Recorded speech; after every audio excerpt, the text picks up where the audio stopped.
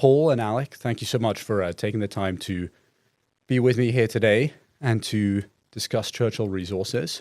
So I think maybe to get us underway, if you could give us a bit of backstory about Churchill. So you give us a bit of history about how the team came together and maybe when you went public. Well, let me briefly just sort of tell you what happened was that in 2014, in a downturn, Paul came to me and said, it's likely that some very good projects are going to be relinquished here because the juniors aren't going to be able to hold on to them. And we should have our eyes open and be in a position to take advantage of that if it works out that way.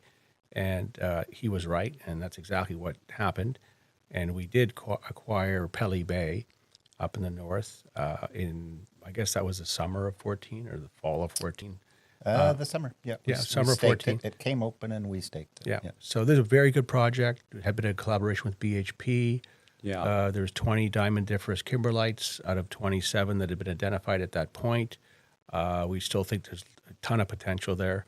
And we subsequently then acquired another project down near White River, just north of Superior, not far from the Hemlo Gold Mine. And so we have two projects, but so that's what we started as a private company until the summer of 21, when we went public almost 2 years ago now. And we had gotten to know the Altius people over those intervening years, and they had a mutual interest in diamonds. And we all kind of looked at ourselves in late 20 during the pandemic, and they said, "Look, diamonds are not getting any traction. We have a couple of nickel sulfide projects that we'd like to get into a company and get going on in Newfoundland and Labrador that we've been sort of waiting for the right group to come along. We think you guys could do that." And so we said yes. So we pivoted from being Churchill Diamonds to Churchill Resources at that time, and went public in June of 21. Okay, very interesting, and interesting to hear about that pivot from diamonds into a new direction. It wasn't entirely new. Pelly Bay also hosts a very, very significant nickel discovery that's never been explored. And really during the summer of 2020, when battery metals was starting to take off, we realized that we had a nickel asset, but we needed something else in the company. And, we looked at a lot of projects, many of which are now in junior mining companies. But the Altius relationship and the Altius portfolio was of most interest to us. Thank you so much for giving a bit of that backstory. Maybe if you can tell us, looking back to that time when you were venturing into those nickel projects and acquiring those assets, bring me back to that time. What was it that made you interested in those properties? How did the acquisition unfold? Right. So Florence Winter is the VPX of Altius Minerals, and a very, very good geo and somebody I know quite well. And I just phoned him up out of the blue, actually, and because we were looking at all the project generating companies and what they had in their nickel sulfide portfolios and that sort of thing. And they had 5 or 6 at the time, and I phoned up Lawrence and started talking to him about them. The one I was quite honestly most interested in was actually in Michigan, near the Eagle mine of Lundin Mining. But that one is a very, very early stage, very difficult project to work, quite honestly, and they didn't have any nickel yet. So it was prospective without being proved. Whereas the two we chose, the first one's called Taylor Brook, there was a known high-grade nickel showing there and very, very good infrastructure and 3 drill intersections from 2008 where they at least had intersected good mineralization below surface. So that was a very, very good starting point for our first project. We knew that one project wasn't going to be enough, and so we negotiated a second project acquisition from them. It's called Florence Lake, and it's in Labrador, coastal Labrador. And that one we tacked on to the company just after we went public. So Taylor Brook became our qualifying transaction for a reverse takeover and listing on the TSXV. Okay. And then we immediately optioned Florence Lake upon being a public company. Before we get into maybe some of the geology and what's exciting about those two specific projects, I'd love to. You touched on the jurisdiction and how it's one of the best jurisdictions in Canada. What does that mean for a company like Churchill? Let me just talk about infrastructure. We're in the western side of Newfoundland. We're about 1 hour from Deer Lake Airport, which is the main airport that services Western Newfoundland. If you're going to Grossmore National Park, you can fly there each day from Toronto on Air Canada. It takes 2.5 hours, and you can drive to the project in less than an hour from the airport. Most of the way on tarred roads. There's communities around. There's water. There's hydroelectric power lines going over your head. So, from that point of view, it's really, and which also leads to relatively low cost exploration, which is another element. So, it's also year round. We get year round access. So, those are some very compelling reasons for choosing Taylor Brook. There's major ports within 100 kilometers of the property. So, and as Al said, a major hydroelectric line runs alongside our property. And operationally, I could just tell you as well that, the word friendly is a very good word to sum up how the population thinks about the resources there. It is a resource-driven economy. And, they're very friendly not only to mining exploration, but to the oil and gas industry, to the logging industry, to sawmills, all these sorts of things. These are salt of the earth sort of people, and they like these projects. They like, they're encouraging as opposed to discouraging. It's not like they don't want you working in their backyard. They actually want an open pit in their backyard because it means that they don't have to fly to northern Alberta to go work in Athabasca or go work in mines all over North America. If there was a mine close by, they could go home every night, and that's the way they think about resource projects. So it's very refreshing. Okay. Yeah, it sounds like it's the perfect place to be. If we maybe, and great seafood, if I didn't mention that.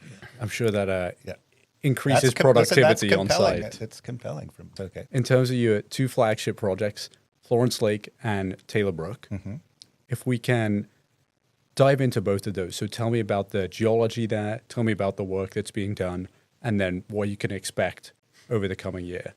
What we've been able to discern through very, very modern geophysics and because we have a logging road network all over the property, we've actually been able to find the rock that hosts this mineralization is actually about 400 meters wide by probably 400 meters thick, and has a strike length of something in the order of 10 kilometers. Now, this comes to surface in one place, and our job now that we've identified that we have this huge system is to find other places where it might come to surface, but as well in a similar fashion to Voisey's Bay or the Tamarack project of Talon, find other spots where sulfides have pooled. And we've got started on that. So our last drill campaign, which wound up in September, we've managed to do two things. This is perhaps the most important thing, is that we've hit true massive sulfides. Now, massive sulfides are better than net textured sulfides, higher grade, and as well it means you're into that pool, the place where all of the metal actually was accumulating. Here, this is the periphery. And so we've shown that massive sulfides exist. We have an intersection of, I think it's about 3% over 4 meters, which is a decent start.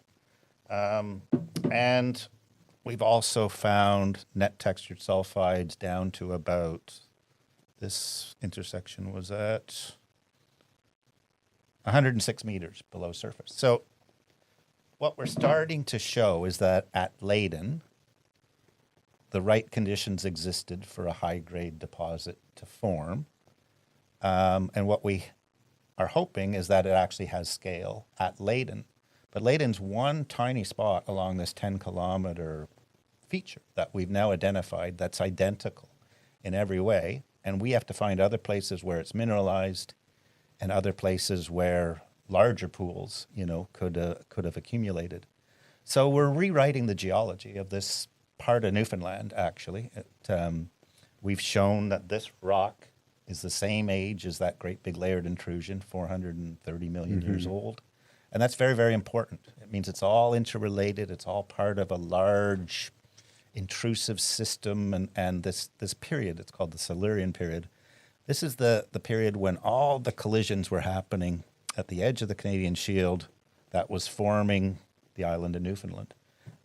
Continental drift and all that stuff was going on. And that's when our mineralization was formed. So that's all a very, very compelling big picture sort of situation. And it means that, we have district scale potential here. It's not a one-off. It's not a little dike. It could be really big and it could be multiple deposits, So that's all very, very exciting. Yeah, so maybe tell us about that in terms of next steps of these projects. Sure. So Taylor Brook, we've had, a year and a half now of near constant exploration there. We didn't work through the winter, nor did we work through this present winter, but we work up until the end of November and we're back in April, sort of thing. So it's a long field season. The work we've done all the preparatory work, if you will. We've done all the geophysics we need, all the airborne geophysics. I should quantify that, but. And what we found through our drilling is that we now understand the architecture of this plumbing system. And now it's a question of where else along this plumbing system do we have indications of mineralization? And there's two ways we do this. One is through the airborne surveying, we get conductors. And the conductors are often associated with mineralization like that. And so we have a number of these to follow up along this long feature. As well, we're doing soil geochemistry comprehensively along it. And that's working very, very well in that this new anomaly I told you about, this new target, TBS1, very, very, enriched soils in that area in nickel, copper, and cobalt, which is telling us that mineralization must be just under the overburden, So follow-up methods this year will be just more of the same. We do excavator trenching, we wash off the outcrops, we sample them. We'll continue with our soil geochemistry program and cover the rest of the property. And we will drill the most compelling targets. The main drilling program we want to do, though, is a deep drilling program at Leyden beneath all of our shallow intercepts. They've all been shallow to date. Deepest one is the one I just showed you at 100 odd meters deep. Mm-hmm. So, we have hundreds of meters of depth extent now that we can follow. And, with luck, find a big pool of sulfides.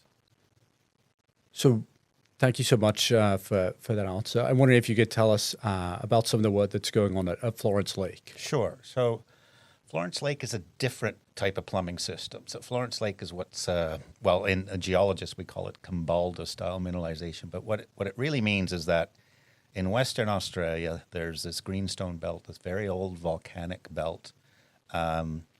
And essentially the oldest, most primitive lavas there contain nickel sulfides and have resulted in a big cluster of deposits there. And this is the nickel mining area of Australia, and of course, it was BHP's backbone and still to some extent is. Now we have the same environment, same geological environment in several places in Canada. Raglan in northern Quebec is very similar and is a world-class deposit or world-class mine in every context.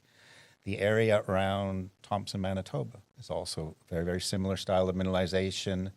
And south of Timmins, the Shaw Dome is an area where there are 4 or 5 past producing nickel mines.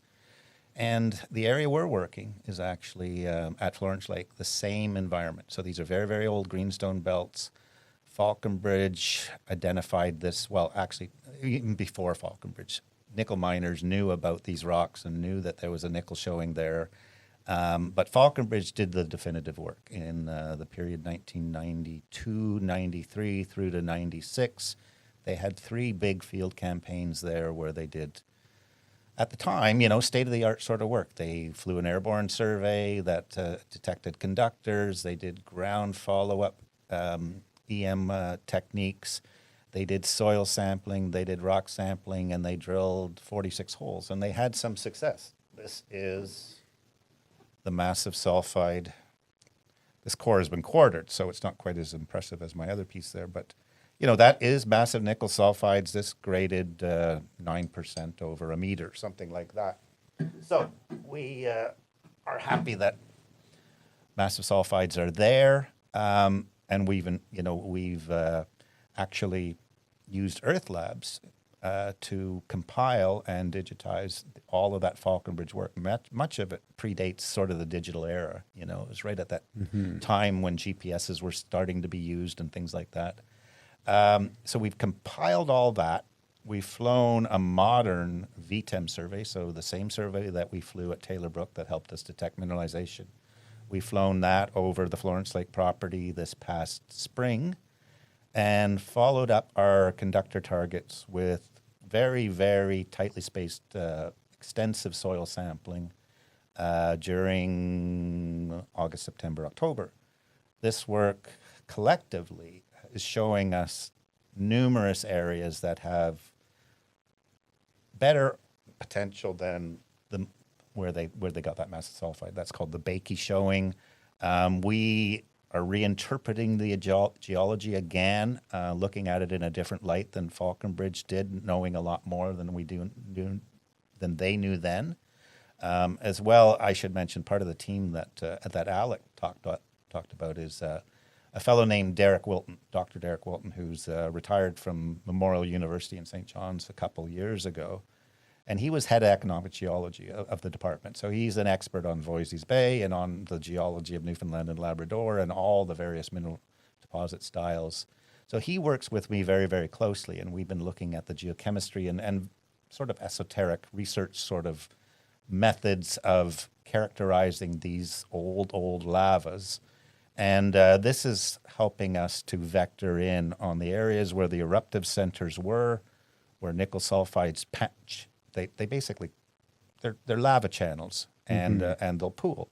They're the heaviest thing, and they'll pool in the lowest ground that they're extruded onto. And so that's the point we're at right now, where we've identified very, very compelling either geophysical or geochemical targets, and these will be followed up this coming summer. So our plan here is that we've pre-bought a lot of the material, the canvas and the wood and the stoves and the generators and things that we need for a camp to go in on the property. We're about 70 kilometers from the nearest community on the ocean, although the ocean actually, there's a big inlet that gets to about 20 kilometers away from the property. So we'll be able to use that to barge our drill in and that. But essentially, we're going to be building the camp during May and June, doing geological surface follow-up work and geophysical work during July and August, and then drilling in September and October. So there, we're not quite as far along as we are at Taylor Brook, but again, we're kind of rewriting the geology, looking at it with new eyes, and the latest in exploration techniques and research understanding of these styles of mineralization, and picking our targets from that. But we had the benefit that Falconbridge did spend several field seasons there. They drilled 45 holes. So there was much more to sort of work with off the bat than there was at Taylor Brook. And we sampled all the core, or some of the core, got everything checked out. The best hit I think they had was 11 meters of 2.5% nickel sulfide and a decent copper cobalt credit as well. So it's very prospective, and we hope to push it along substantially this field season. Thank you so much for going into some detail on that. And I think, two really exciting projects that you have in your arsenal. We think so. Yep, we agree. Yeah. So maybe looking beyond the imminent drilling campaign, what would your vision be for these projects? In the long term, if say drill results go your way in this season, how does that change the project, and what would the vision be over, say, a 5-year period? Yeah. So let's say in a perfect world that at Taylor Brook and at Florence Lake we might as well get greedy. But let's say at both projects we come up with a resource that is large enough and economic enough that it justifies feasibility studies, that sort of thing. Obviously, the company will have had a huge re-rating in terms of its market cap during that period. Neither ourselves nor Altius see ourselves as mine builders. So we would be looking for strategic partners that have that capability, and try and time, of course, that sort of deal at the point where we've really shown the immense value of our project, such that it can be good for all stakeholders. We've already had interactions with senior companies. Not that anything is imminent at all, but they're paying attention, and particularly to Taylor Brook, because of what it is and where it is. And it's new. And it's not new. one of the old stories that's just being retread, as in these market cycles, they reappear every 10 years. Well, this isn't one of them. This is new exploration. It's exciting. It's an exciting big picture scenario that, yes, has the majors thinking, well, maybe there is something that would make a dent in our bottom line if these guys are successful. And you're seeing, deals being made all over the place at this stage with juniors. And we're not entertaining that at the moment, but it wouldn't take very much in terms of success to pursue that if we wanted to. I'm wondering if you can share with me your outlook for nickel and where you see nickel in terms of the current cycle. Right now, nickel's about $12 a pound, thereabouts, which is a historically great price. Is it high enough price to incentivize all the explorers out there to go out looking for nickel sulfide in order to meet the demand that's going to be required? No. I like to say that the junior mining industry, if you're relying on junior miners to find all the nickel and copper and cobalt and lithium that's going to be required, you're going to be disappointed. So, because there's just not enough risk money and there's not enough talent either. So I think that the prospects are going to be very, very bright. I think governments are going to get more and more involved, as we're already starting to see. And vertical integration of the auto companies is going to come back as well, to like the old days. And you're already seeing that to some degree with Tesla and others, actually. So I think it's going to be very bright. If we're successful at Taylor, in particular Taylor Brook, because of the location and the infrastructure, it'll be a very, very, very, I think, sought-after project by every major looking at nickel. To be honest, I really think that. That was a very interesting perspective on both the broader macro outlook, but also I think how it ties in with some of the smaller junior players and that look to the vertical integration. I'm wondering, is there anything that we maybe haven't touched upon that you want to share with some of the retail investors who use our platform, and what would you tell them about Churchill Resources? Maybe some parting wisdom. Well, I would like to say that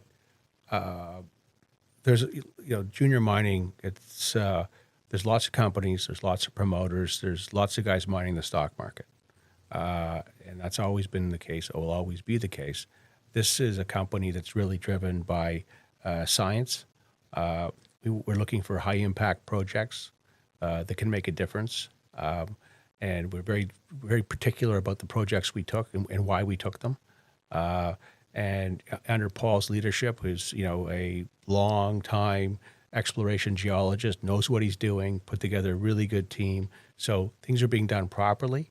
And we were meeting with one of the senior companies sometime the last number of months, presenting the story. And at the end of the meeting, the guy said to us, he said, it's so refreshing to see a small company doing it exactly the way we would be doing it if it was our project. You guys are doing exactly the right things, and it's really good to see. So, if people are looking for, integrity and good science, then Churchill's a good company to look at.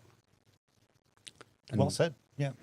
No, I would just reiterate that these are, they're two projects that have never been promoted before, that really haven't been in the public domain.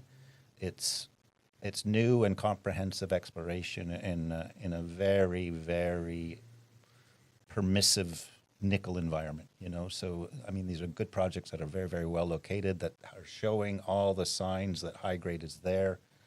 And, all of our work to date has been positive.